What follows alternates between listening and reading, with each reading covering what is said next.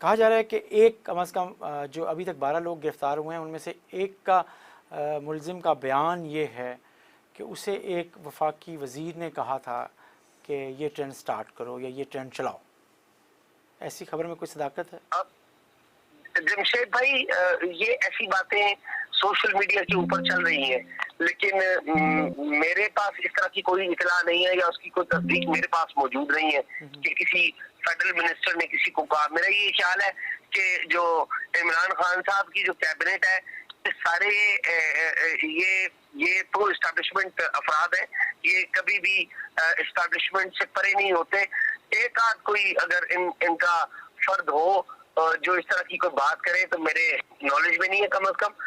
البتہ ان کی جو سوشل میڈیا ٹیم ہے وہ اس کے بارے میں ضرور بات ہوتی ہے کہ سوشل میڈیا جو ٹیم ہے ان کی وہ